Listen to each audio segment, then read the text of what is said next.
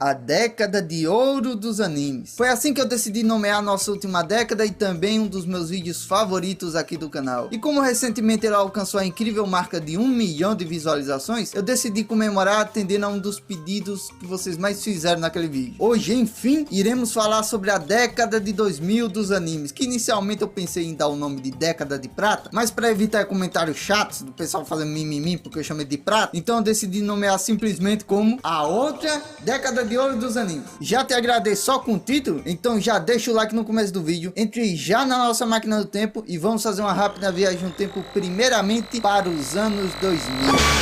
Bem, ao contrário da nossa última década, lá em 2000 não existia a fartura de títulos que a gente tem hoje por temporada. Inclusive, se olharmos para as décadas de 80 e 90, conseguiremos contar nos dedos os animes que realmente marcaram a gente de alguma forma, sabe? Em 83 tivemos Capitão Tsubasa, vulgo Super Campeões. Subindo para 86 encontramos ali os nossos queridos Cavaleiros do Zodíaco e o fenômeno Dragon Ball Clássico, que após 3 anos passa o bastão para Dragon Ball Z. Em 92 estreavam juntinhos os animes do nosso casal de mangakas mais amado, os clássicos Sailor Moon e Yu Yu Hakusho. Em 95 surgiu a revolução chamada Neo Genesis Evangelion. Em 96 nossos sorrisos foram elogiados como resplandecente pela primeira vez com a estreia de Dragon Ball GT. Em 97 Berserk provou que muitas vezes uma animação de 20 anos atrás pode ser 1000 vezes melhor que uma atual. E nos 2 últimos anos do antigo milênio nasceram grandes clássicos dos animes como Cowboy Bebop, Sakura Card Captor, Hunter x Hunter clássico, Digimon e o sucesso sem precedente chamado Um Pedaço.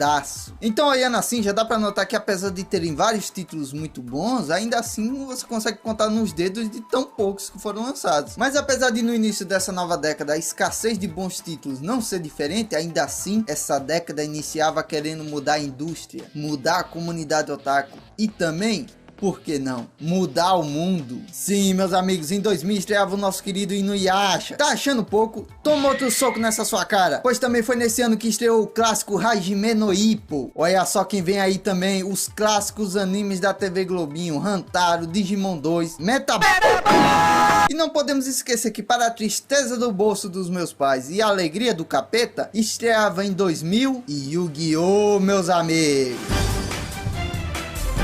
Estamos diante de um dos maiores sucessos da nossa geração, e o anime foi um grande sucesso, mas muito disso se deve ao jogo de cartas, que na moral, nem os baús do LoL causam um vício tão grande quanto abrir os pacotes de cartas do Yu-Gi-Oh! Em 2001 caiu muita novidade na nossa comunidade. Quem não lembra do clássico Hellsing? O anime que protagonizava sempre aquelas publicações da galera do Facebook que odiava Crepúsculo. Somos os melhores vampiros. Fala, fadinha feia da puta! Let it up, meus amigos, pois também foi nesse ano que estreava o nosso querido Beyblade. Se no ano passado o financeiro dos meus pais foi quebrado pelo Yu-Gi-Oh!, em 2001 foi a vez das paredes da casa da minha avó sendo quebradas pela lendária Beyblade dourada de ferro devastadora de rebocos. Além disso, em 2001 tivemos o primeiro remake do anime dos Super Campeões. Como eu disse mais cedo, o primeiro anime já tinha 20 anos na época. E eles aproveitaram para fazer esse remake aí por causa do hype da Copa do Mundo que ia estrear no próximo ano. Ronaldo. Em 2001, nosso querido Mashima, o popularizador do poder da amizade, estreou a adaptação em anime do seu mangá Rave, o antecessor de Fairy Tail. E em 2001 nascia ele, o maior de todos, o lendário sonhador no presente e no futuro,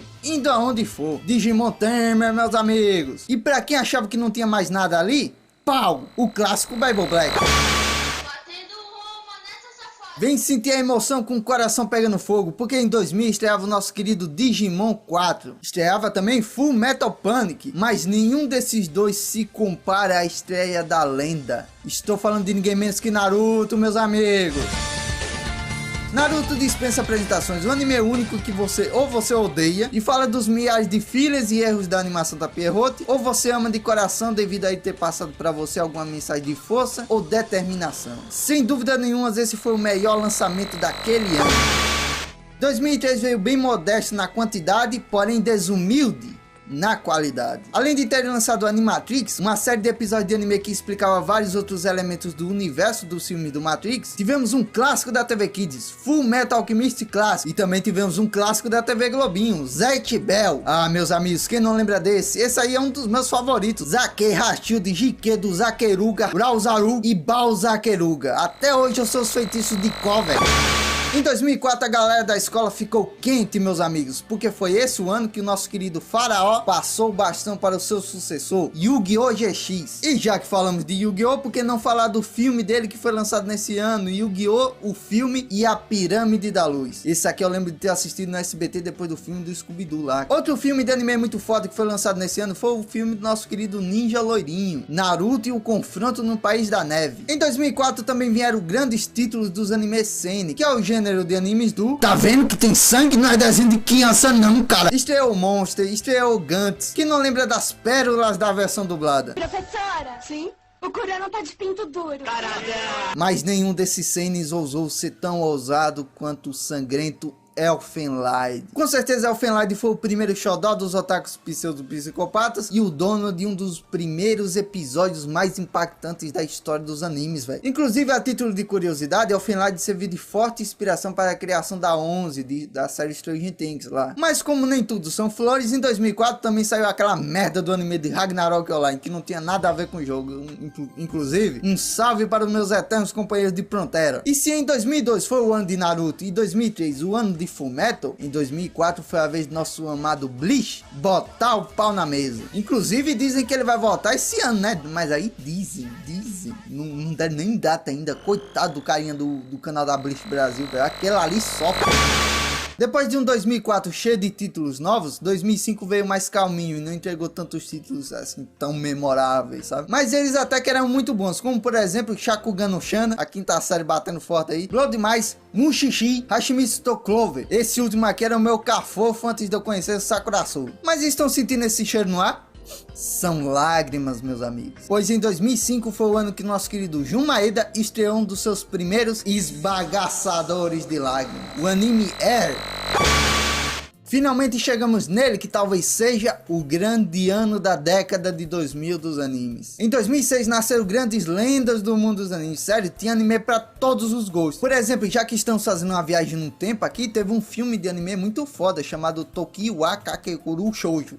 Que era um anime onde a mina conseguia voltar no tempo sempre que ela tipo saltava e tipo se esbagaçava no chão. Nessa mesma vibe de vida cotidiana com o sobrenatural, temos uma das grandes febres da comunidade otaku, que foi o anime Haruhi Suzumiya. Eu não sou da época, então não entendo porque amavam tanto esse anime, mas meu Deus do céu, velho, esse anime era uma febre danada. Essa aí era a best wife da antiga geração, sabe? Continuando pelo gênero de vida cotidiana mais drama, NHK ni Yokuso. Esse aqui nem é famoso, nem é tão bom assim, sabe? Mas eu vejo ele como uma obra muito importante, sabe? O anime conta a história de um cara que é um hikikomori, um cara que, tipo, tem fobia social, ansiedade, que vive trancado no quarto, sabe? E nisso surge uma garota que estará disposta a ajudar ele a superar esse trauma. Eu falei bem por cima porque o tempo aqui não permite, sabe? Mas é uma história bem interessante, tem seus pontos de comédia, seus pontos que abordam ali temas mais pesados. E a mensagem que ele passou pra mim foi bem importante, sabe? De tipo, toma cuidado, caralho, senão tu vai virar esse filho da puta aqui. No campo do seinen tivemos grandes clássicos, Ergo Proxy, Black Lagoon e também uma das obras que até hoje eu não tanco assistir, o grande clássico dos animes Gore, Higurashi. Sério, eu não tanco assistir esse anime de jeito nenhum. Assistir esse anime é dar uma facada na minha sanidade, sabe? E eu já disse, velho, teve anime pra todo mundo.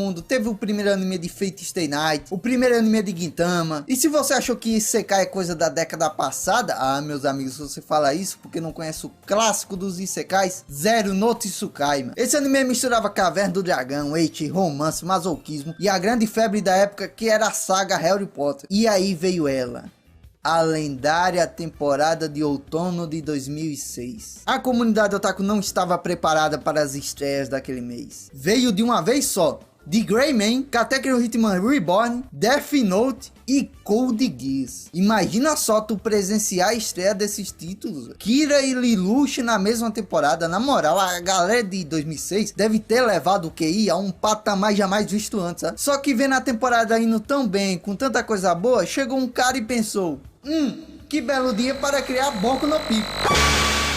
Após 5 anos com o fim da batalha no Vale do Fim, a fase clássica do nosso menino da Tepayo é encerrada e ele passa o bastão para o anime de Naruto Shippuden. E já com esse retorno do anime, o diretor da Pierrot decide criar o maior clickbait da história dos animes. Naruto Shippuden é o filme, a morte de Naruto. Sério, todo mundo entrou em choque achando que o Naruto ia morrer nesse filme. E já que falamos de filme de 2007, não podemos deixar de falar do nosso querido Makoto Shikai. Sim, o cara não começou fazendo Kimi no Na wa, não. Seu filme nesse ano foi o clássico 5 cm por segundo Segundo, nessa época Makoto ainda preferiu os finais melancólicos lá de desgraçar nosso psicológico. E já que falamos de Makoto e melancolia, qual o grande sinônimo desses dois nomes? Jun Maeda, o rei dos animes que fazem os otakus se esbagaçarem no choro, retorna nesse ano e traz um dos títulos mais amados pela comunidade, Clannad. Para provar que as pessoas podem mudar muito rápido, o mesmo cara que ano passado fez Boku no Pico, em 2007 veio e fez Dinossauro Rei. Existe fato mais curioso que esse, meus amigos? E eu te respondo, existe. Pois após fazer as pessoas desejarem a morte do protagonista por 11 semanas seguidas, School's Days entregou um dos finais mais traumatizantes da história dos animes. E a exibição do episódio final foi bem conturbada. Para você ter ideia, dias antes do último episódio ser exibido, ocorreu uma fatalidade no Japão. Uma adolescente acabou dando um fim à vida do seu pai usando de um machado ali. E para quem conhece o final de School's Days sabe que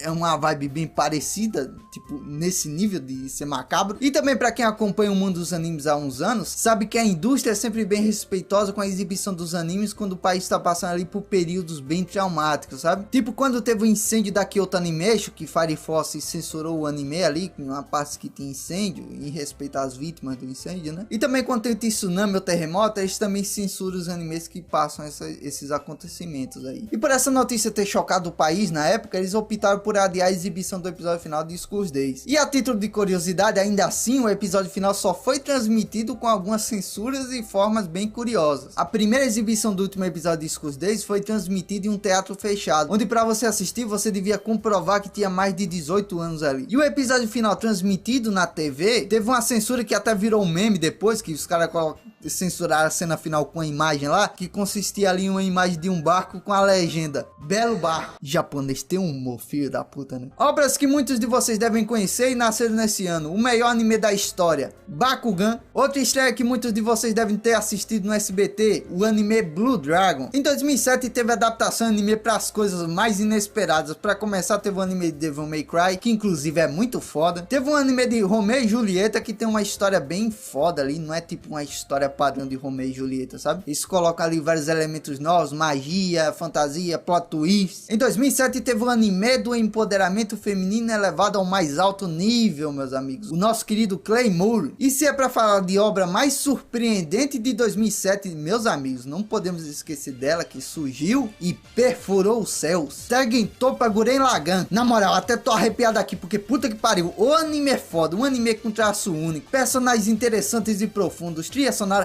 A trilha sonora, meus amigos, Libera Me From Hell está no meu top 10 de melhores trilhas sonoras dos animes, onde na história da humanidade tu já viu misturar música de ópera com rap, velho. E sem contar o último mega do anime, eu fui ver Tengen Toppa Gurren Lagann por causa dessa cena, velho. Como que um anime chega ao ponto de ter um robô maior que galáxias, pô? 2008 foi o ano de elevar o futebol para um patamar jamais visto antes, porque foi o ano do lançamento do nosso queridão da TV Kids, Inazuma Eleven, vulgo Super Campeões. Quem não lembra também de Soul Eater, que tem aquela abertura que, meu Deus do céu, velho, você repetia 100 vezes e nunca enjoava. E numa época onde Rias Gremory ainda não tinha surgido nos animes, quem reinava como musa dos eights era a nossa querida ET Bilu dos animes, Lala de Tolov-Hu. Se Zero no Tsukaima teve influência da febre do Harry Potter, então em 2008, com o lançamento dos nossos queridos Vampiros de Purpurina, inventaram de fazer Vampire Night, o crepúsculo dos animes. E aproveitando que estamos falando de vampiro e adaptação ruim, não podemos deixar de lembrar do crime que foi a adaptação em anime do mangá Rosário do Vampire. Transformar aquela linda história de romance naquela porra de... E já que é pra chorar nesse vídeo, pelo menos vamos chorar com coisa boa, né? Estamos vivendo uma época onde os animes de romance, vida cotidiana e drama estão em ascensão. E por isso em 2008 só vieram os brabos. Clannad After Story, vulgo Clannad Agora Tu Vai Chorar. Em 2008 a comunidade dos baixinhos finalmente ganhou representatividade no mundo dos animes, com a estreia do nosso eterno Toradora. Um mercador e uma raposa. Não, isso não é uma versão antiga de Tate no Yushi. Na verdade é o anime Okamito Koushiryu. E por último, mas não menos importante, em 2008 o nosso querido imperador Lelouch Britânia enfim conseguiu destruir e reconstruir o mundo que ele tanto desejou para sua irmã. Em 2009, os criadores de Tekken Toppa, não achando suficiente o tamanho do último mecha do anime, pegaram e simplesmente aumentaram os mechas ao tamanho do universo, velho. Uma geração que chora por uma nova temporada de Noragami, não sabe como em 2009 sofremos por não ter uma segunda temporada do nosso eterno Saint Seiya The Lost Canvas. Em 2009 foi o ano que o poder da amizade ganhou enfim o seu maior representante. Fairy Tail estreou e fez todo mundo querer fazer tatuagem de fadinha e entrar pra guilda deles. Mas sem dúvida nenhuma, o maior lançamento de 2009 foi um dos melhores remakes de anime já feitos na história. Full Metal Alchemist Brotherhood, meus amigos. Esse remake é sem dúvidas muito superior ao anime clássico, velho. Não só por seguir o original, como também pelo açougue filho da puta que já apareceu morto no anime. Respeita! E também teve Bakemonogatari. O anime lá do... Eu assisti, pô, eu assisti. É porque faz muito tempo que eu assisti, né? Aí eu não lembro direito, mas eu assisti. Eu juro que assisti. Assisti. Aqui no microfone dá uma surra de palmões.